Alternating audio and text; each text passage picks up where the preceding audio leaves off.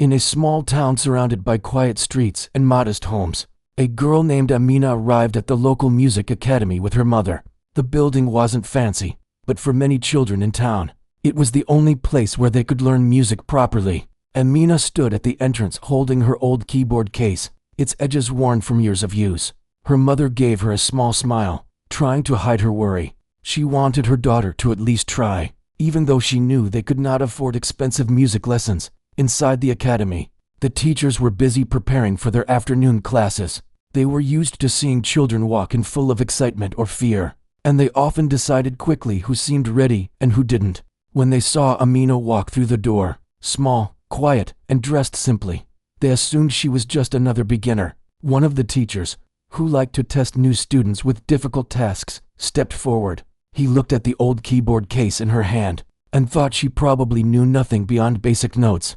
With a light laugh, he said he wanted to see what she could do. The other teachers gathered behind him, curious about how the new girl would respond. They often gave new students an easy tune to test their level, but this time, they chose something very different. The teacher picked a sheet of music from his desk. It was for a piece known to be extremely challenging, even for students who had been learning piano for many years. It had fast runs, sudden changes in tempo, and complex chords that made most beginners freeze.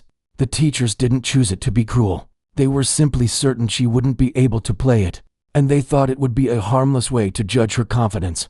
When the teacher handed the sheet to her, Amina looked at it quietly. She didn't say a word.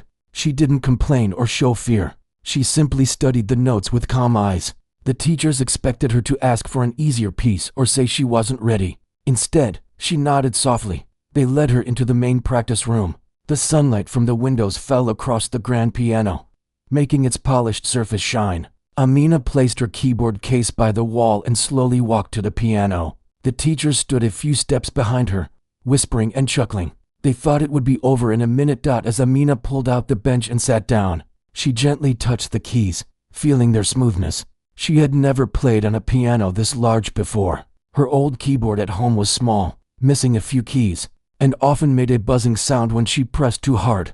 But she cherished it, because it was the only instrument she had. She had spent many nights teaching herself how to play, copying tunes by ear and watching free videos online whenever she could. Now, sitting in front of this grand piano, she felt something different. She felt a mix of excitement and nervousness, something she had never felt while practicing alone.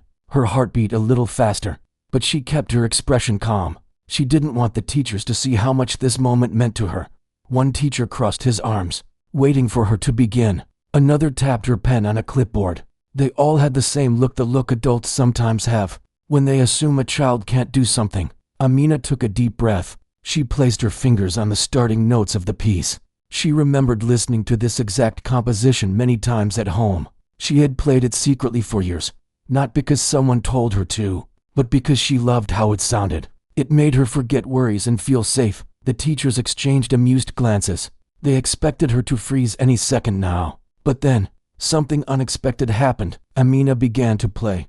Her fingers moved slowly at first, as if she was warming up. The room was silent except for the soft sound of the piano. But within moments, the slow pace changed. Her hands moved faster, more confidently, gliding over the keys with surprising ease. The teachers straightened up slightly, confused. They assumed she had memorized the first few notes, but as she moved deeper into the piece, it became clear this wasn't a lucky start. Her shoulders relaxed, and her expression softened as she began to lose herself in the music. She wasn't thinking about the teachers or the room anymore. She wasn't thinking about being tested or judged. She was simply playing the piece she had loved and practiced countless times. The teachers' amused smiles faded. They stood still, watching her with growing interest.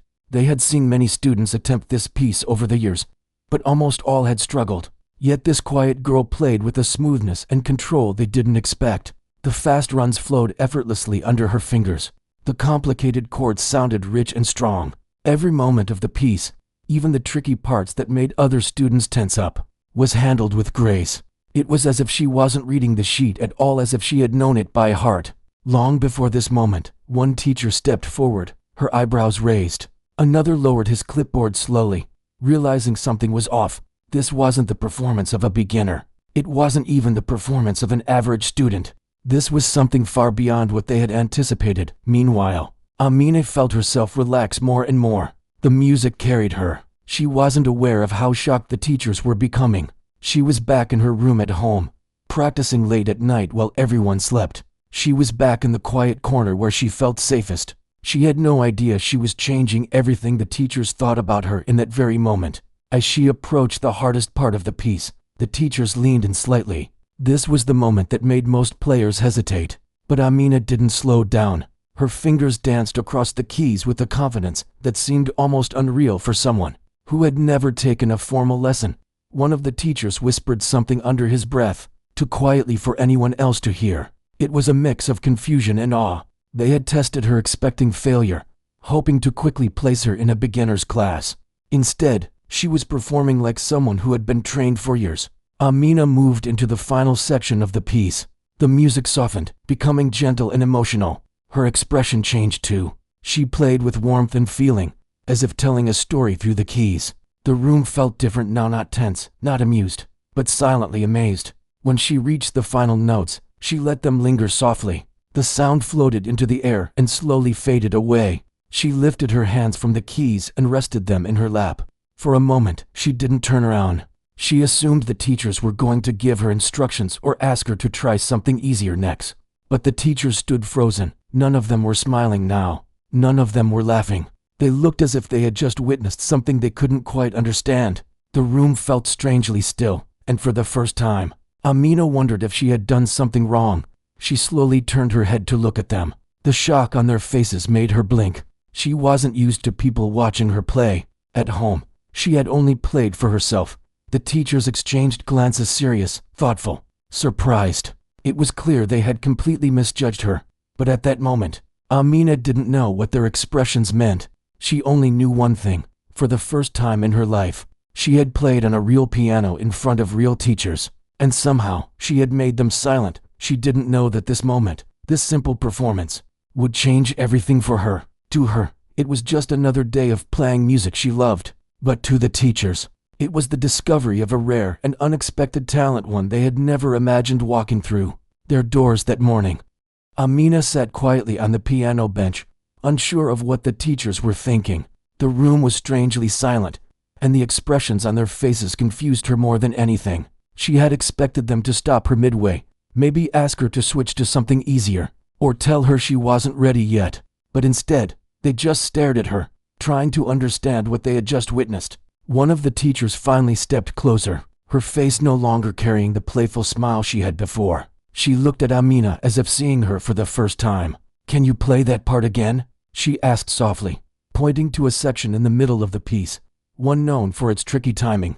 Amina nodded. She turned back to the piano, placed her fingers on the keys, and played the section again smoothly, confidently, with the same flow she had shown moments earlier.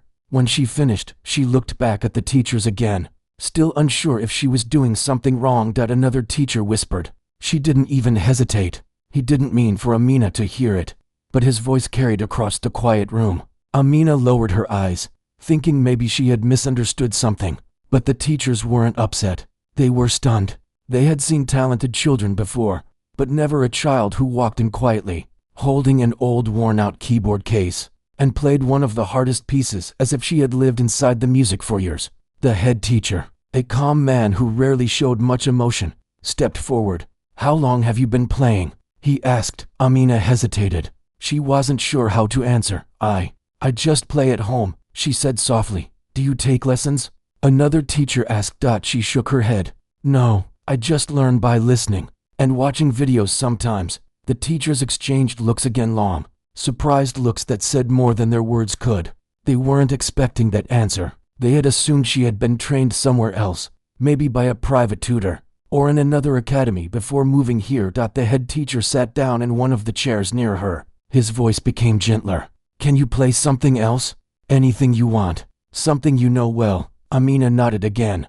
This request felt easier. She took a quiet breath and began playing a soft piece she had always loved. It wasn't complicated or flashy like the first one. It was gentle, slow, and emotional. The kind of piece someone might play when they're sitting alone late at night, thinking about things they don't say out loud. As she played, The teachers listened not as instructors evaluating a student, but as people moved by the sound.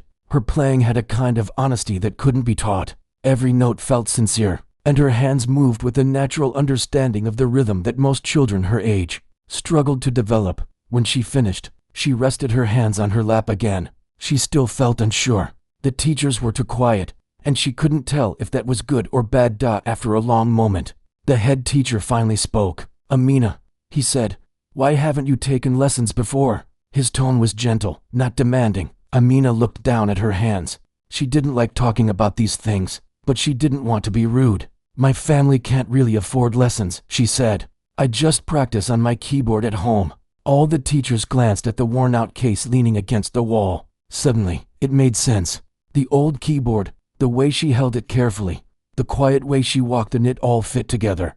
She hadn't been given chances. She had created them for herself. Another teacher knelt beside her so she could speak eye to eye. "And who taught you these advanced pieces?" she asked. Amina hesitated again. "I listened to recordings. I tried to copy them until it sounded close. I know it's not perfect. It's more than perfect," the teacher whispered, almost in disbelief. The teachers stepped aside to talk among themselves for a moment. Amina sat quietly on the bench, unsure if she was supposed to wait or leave. She glanced at her keyboard case and wondered if maybe she had taken the test too seriously. Maybe they wanted to see something simpler. She didn't know that behind her, the teachers were speaking quickly, their voices filled with excitement and confusion. "She plays like someone who has trained for years. Not even that, she plays with emotion. Where did she learn that? We can't put her in a beginner class. That would be wrong. But she's never had lessons. Think about what she could become with proper training."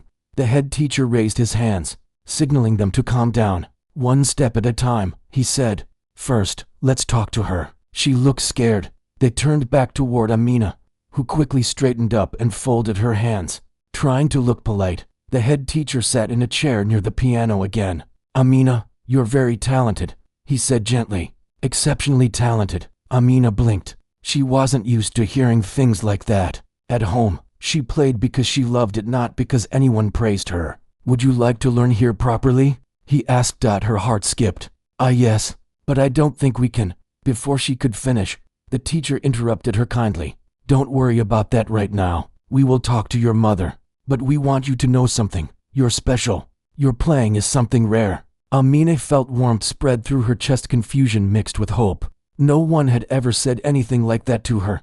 The teachers stood closer now, their expressions full of curiosity instead of amusement. One teacher asked, "Do you practice every day?" "Not every day," Amina answered honestly, "but I try whenever I have time."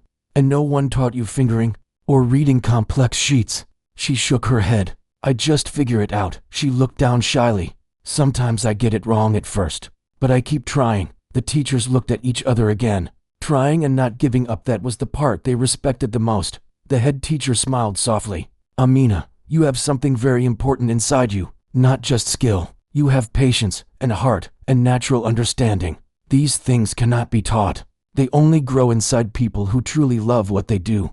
Amina didn't know what to say. She just nodded gently, her eyes following the piano keys again. They felt welcoming now, like they were no longer strangers. The head teacher stood. "Let's call your mother inside. We want to talk to her. And after that, if you're not too tired, maybe you can play one more piece for us." Amina nodded again. Playing more didn't scare her. It felt comforting. The teacher walked out to find her mother, leaving Amina alone in the room with the piano. She gently touched the keys again, letting out a quiet breath. She couldn't believe what had just happened. She had never thought her playing would matter to anyone else. She played because it made her happy, because it made her forget everything else. Now, the idea that these teachers, real teachers, saw something in her felt unreal. A moment later, her mother walked in, looking nervous and unsure. She glanced at Amina, who gave her a small smile. The teachers explained everything: her performance, her natural skill, their surprise, and their belief that she had extraordinary potential. Her mother listened with wide eyes, holding her hands tightly together. When they offered to give Amina lessons without worrying about fees for now, her mother's eyes filled with emotion. She thanked them quietly, trying not to cry. Amina watched this quietly from the piano bench, unsure how to feel. It all seemed too big, too sudden, but she felt something warm growing inside her, a kind of bravery she hadn't felt before. The teachers asked her to play one more piece. This time, she chose a cheerful tune, something light and bright. As she played, her mother watched her with pride. The teachers listened with admiration, and Amina felt something change inside her. For the first time in her life, she felt seen. For the first time, she believed maybe her dream wasn't just a dream. And as she played the final notes, she didn't know it yet, but this was only the beginning of everything that would come next. Amina returned to the academy the next day with her mother, but this time, the feeling was completely different. Yesterday, she had walked in quietly, hoping not to stand out. Today, she walked in with a quiet hope in her chest, unsure of what would happen next, but feeling a strange comfort in the fact that the teachers seemed to believe in her. Her mother held her hand gently as they entered the building, giving it a small squeeze for reassurance. Inside, the teachers welcomed her with warm smiles. The same people who had first laughed lightly and assumed she was a beginner now looked at her with respect and curiosity. They led her to a smaller practice room with a piano placed against the wall. Unlike the grand piano in the main hall, this one was simpler, but still beautiful compared to the worn keyboard she used at home. Amina sat on the bench, noticing how the keys felt slightly different from the day before. She took a moment to breathe, calming her nerves. The teachers explained that today would not be a test. They just wanted to observe her playing in a relaxed setting, see how she learned, and understand more about how she played so naturally.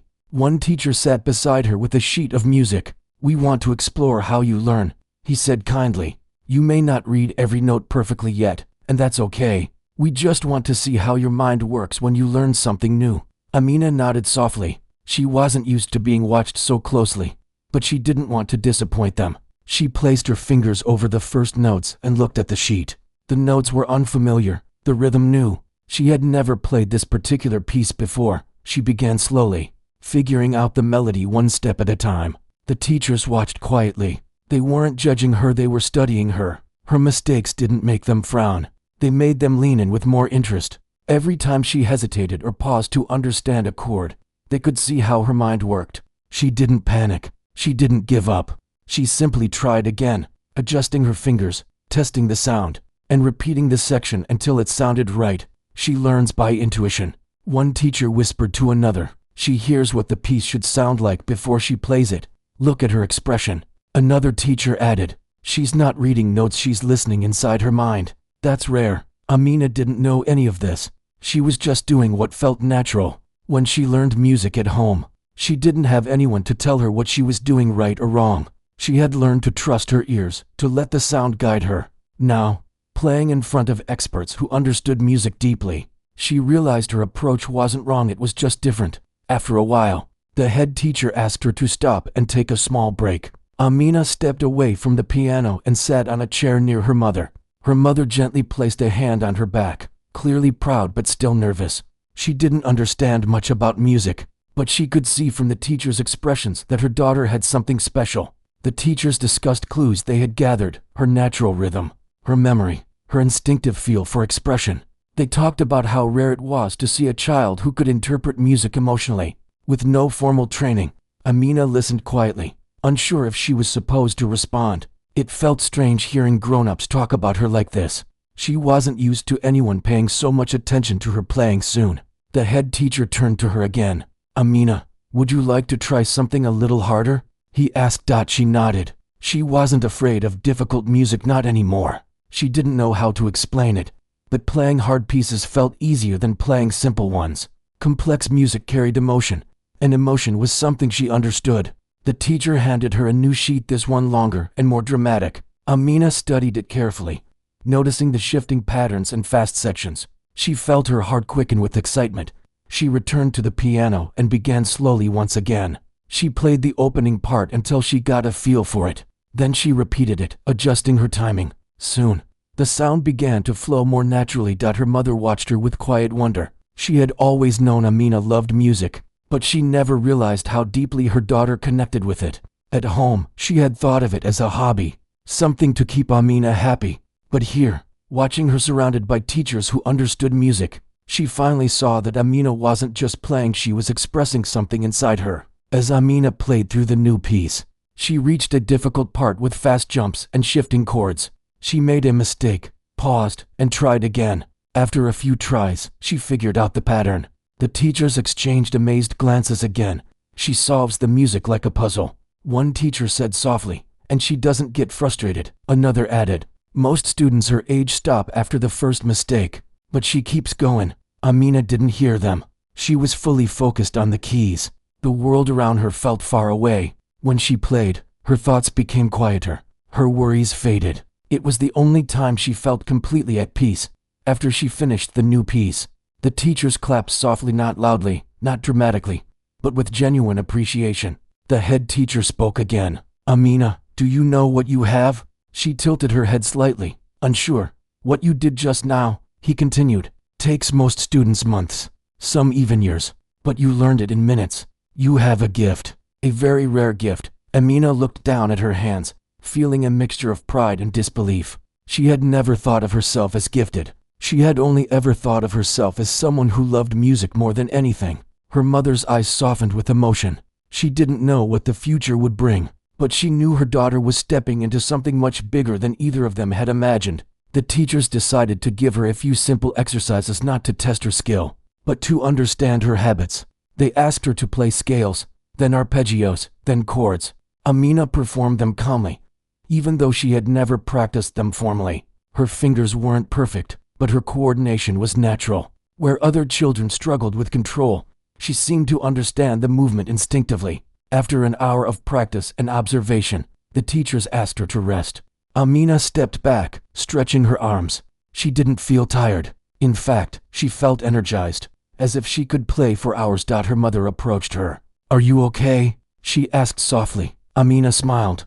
Yes, I like it here. Her mother smiled with relief. The teachers returned with notebooks and gentle expressions. They told Amina and her mother about a special program the academy offered for students with exceptional ability. It included private lessons, performance opportunities, and guidance from experienced musicians.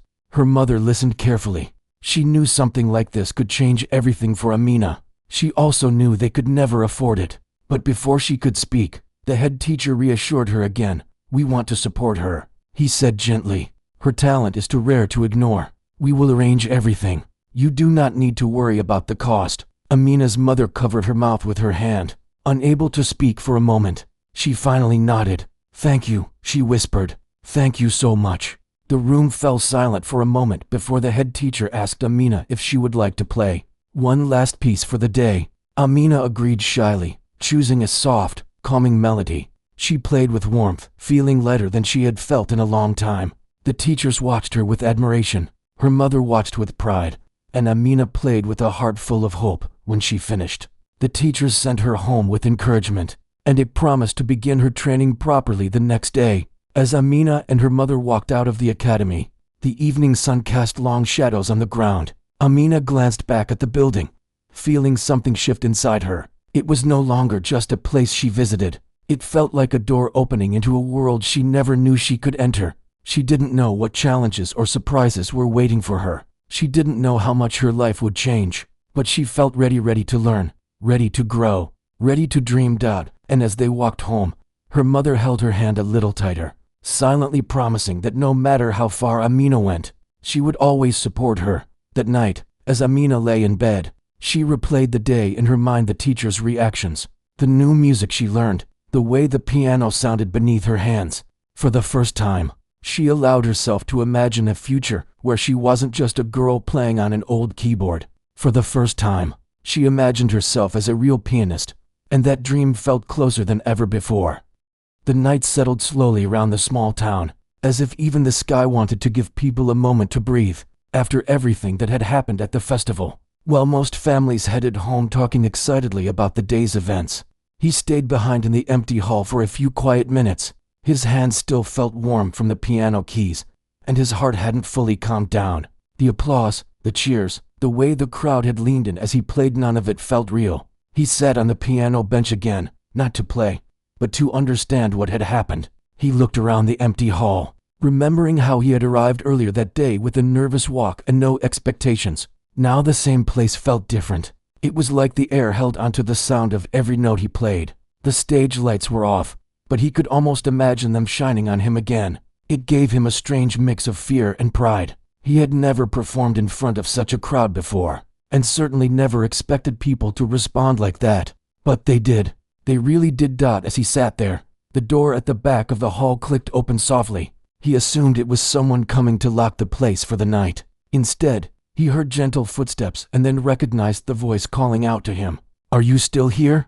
I thought you had gone home by now." It was the man who had organized the festival. The same man who had insisted he give the piano a try, even when some people had laughed about it earlier. He walked up the aisle with a warm smile and stopped near the front row. "I didn't expect you to stay back," the organizer said. "Most performers usually rush home after the show." He nodded, unsure of what to say. "I just needed a moment," he said softly. "Everything happened so fast." The organizer laughed gently. "Fast? You were up there for nearly 10 minutes. But I understand. When something feels new and big, time doesn't move the way it normally does."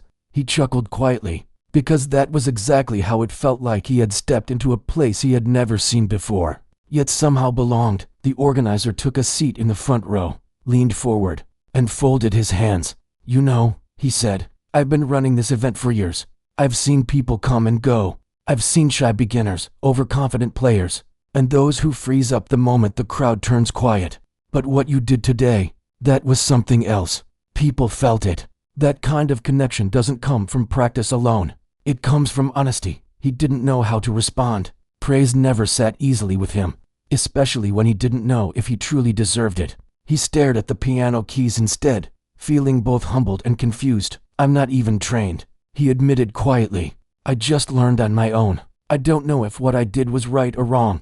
The organizer shook his head. "Music isn't always about being right or wrong. Sometimes it's about saying something without words. And tonight, you spoke to an entire room."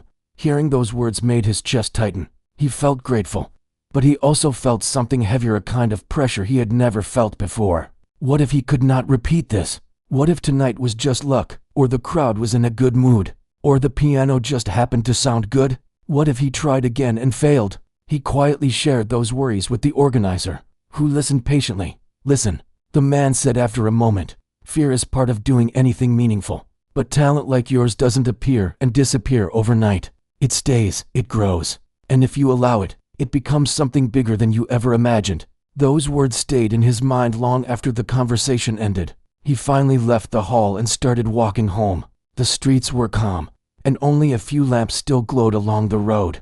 The darkness didn't bother him. Instead, the silence helped him sort through all the thoughts swirling in his head. When he reached home, the house was quiet. His family had already heard what happened at the festival from neighbors who had returned earlier. Their faces lit up when he stepped inside. They didn't shower him with excitement or loud praise. Instead, they showed a warm pride that felt deeper. It was the kind of quiet happiness that only comes from people who truly care. "How was it?" one of them asked with a soft smile. He sat down, still trying to process everything. "It felt unreal," he admitted. "But good, really good." They listened as he described the evening, not in a dramatic way, but in simple, honest words. He told them how the crowd reacted, how the applause echoed, and how he felt standing in the middle of it all. He also mentioned the conversation he had afterward. His family looked at him with a mix of surprise and admiration. They had always known he enjoyed music, but they had never seen anything like what others were describing. They didn't interrupt or overwhelm him with questions. Instead, they encouraged him to rest and take in the experience. Later that night, he lay in bed, unable to sleep. His mind kept replaying the performance, the audience's expressions, and every moment that led up to it. He wondered what would happen next. He wondered whether he should keep practicing, aim higher, or simply enjoy the moment and let it fade naturally. But deep down, a quiet hope was growing, something he had never allowed himself to feel before. Something that whispered, maybe this isn't the end. Maybe this is the beginning. He closed his eyes and took a slow breath, trying to calm his thoughts. But then he remembered the organizer's last words before they left the hall. "You should come by tomorrow," the man had said. "There's someone I want you to meet." He didn't explain who. He didn't give any details. Just that simple sentence. And now, lying in bed, he felt a nervous excitement grow in his stomach. Who could it be? Why would the organizer want him to meet someone? Was it another musician? A teacher? Someone important? The questions kept him awake, but they also lit a spark in him, a spark that made him look forward to the next day, instead of fearing it. By the time morning arrived, He was still tired but filled with energy. He knew he couldn't ignore the invitation. Something told him that the next step in his journey was waiting for him at that hall. As he got ready to leave, his family wished him well, sensing his mix of nerves and excitement. He promised he would return soon, though he wasn't sure what the day would bring. He stepped outside, breathing in the cool morning air. The world felt different, not because anything had changed around him, but because something had changed inside him. A door had opened, and he couldn't pretend it wasn't there. And so he walked, not knowing what waited ahead, but ready to face it. He didn't realize it yet, but the person he was about to meet would change everything for him, more than he could ever imagine. The days after the recital invitation felt like a dream for her. Everything around her seemed the same, yet everything inside her felt different. The girl who once believed her music belonged only within the walls of her small home now found herself preparing for a stage she had never imagined stepping on. She still practiced every morning and every night, but now there was a new feeling. Behind her practice, a sense that her music finally had a place in the world. Every time she returned to the academy, the teachers greeted her with a level of respect she was still getting used to. They watched her rehearse with quiet admiration. Some would even take notes, trying to understand how someone so young could play with such emotion and precision. She never acted proud or arrogant. She simply played the way she always had, letting the piano speak for her. As the recital day approached, the academy became busier. Students rushed through the halls with sheet music in their hands, and teachers called out reminders about timing and stage manners. But she stayed calm. She had spent years practicing in silence, so performing in front of people didn't scare her. If anything, she felt relieved that her music would finally reach others. On the afternoon of the recital, she arrived early and sat backstage with the other performers. Some of them whispered nervously, and others fidgeted with their clothes. She sat quietly with her hands folded on her lap, listening to the faint sounds of the piano coming from the stage. Each note seemed to warm her heart, reminding her of all the nights she had practiced alone. When her turn finally came, one of the teachers gently touched her shoulder and whispered, "You're ready." She nodded and stood up, smoothing the wrinkles in her simple dress. She wasn't dressed like the others. Most of the students wore expensive outfits, but she didn't mind. She had always believed that music mattered more than appearance. As she walked onto the stage, the bright lights momentarily surprised her. The hall was larger than she expected, with rows upon rows of people watching. For a moment, she felt her heartbeat quicken. But when she looked at the piano waiting for her in the center of the stage, her nerves settled. The piano had always been her safe place. She sat down, took a slow breath, and placed her fingers on the keys. The hall became so quiet that she could hear the distant hum of the air conditioner. Then she began to play. Her music drifted into the room like a gentle breeze at first, soft and delicate. The audience leaned forward without even realizing it. Her hands moved with grace and confidence, and every note she played carried a story. Her story. The years of practice, the quiet nights, the struggles no one knew about, all of it flowed through her fingertips. As the piece grew louder and more powerful, the hall seemed to vibrate with emotion. People exchanged amazed glances. Some even forgot to blink. Her performance wasn't just impressive, it was deeply moving. It felt honest, raw, and full of life. Backstage, the teachers listened from behind the curtain. They were the same people who once thought she would struggle to play even a simple tune. Now they watched with pride and a bit of disbelief. One of them whispered, "She doesn't just play the piano, she becomes part of it." By the time she reached the final notes, the hall was so still that it felt like the world had paused just to hear her play. When the last note faded into silence, there was a breathless moment where everyone just sat frozen, unsure if they should clap yet. It was as if they needed a second to process what they had witnessed. Then the applause began, soft at first, then louder, then rising into a full standing ovation. She looked up, surprised to see rows of people on their feet, clapping, cheering, and smiling at her. Her heart warmed, but she didn't bow dramatically or soak in the attention. Instead, she stood quietly and gave a small, sincere bow. As she walked off the stage, one of the younger students ran up to her and said, "How did you learn to play like that?" She smiled softly and replied, "I just practiced whenever I could." She didn't mention the broken keyboard, the long nights, or the challenges she had faced. She didn't want to make the moment about struggle, only about music. After the recital, many people approached her. Some were parents, others students, and a few were musicians who had come to watch the show. They all wanted to talk to her, praise her, or ask her questions. She appreciated the attention, but she remained humble and polite, answering gently and listening more than she spoke later. The head teacher came to her with a thoughtful expression. "You changed something today," he said quietly, "not just for yourself, but for this place. You reminded us why we teach." His words were simple, but they touched her deeply. Walking home that evening, she carried no trophy, no ribbon, and no certificate. Yet she felt lighter and happier than she had ever felt. She knew that something important had happened, not just the applause, but the feeling that her music had reached people's hearts. When she arrived home, her family welcomed her with warm smiles. They hadn't seen the performance, but they could see the glow on her face. She hugged them tightly, grateful for their quiet support over the years. Later that night, when the house grew quiet and everyone slept, she sat by the small keyboard again. It still had the same broken keys, still wobbled on its stand, and still produced uneven sound, but she loved it. She placed her fingers on the familiar keys and began to play softly. Her music drifted through the small room, gentle and warm. She wasn't practicing for a recital now. She wasn't preparing for a test or trying to impress anyone. She played simply because she loved music, the academy, the applause, the recognition. Those were all new and wonderful. But this quiet moment, sitting with her old keyboard, reminded her of where everything truly began. She closed her eyes and let her fingers move freely, creating melodies that made her feel calm and content. She knew this was only the beginning of her journey. There would be more stages, more challenges, and more opportunities ahead.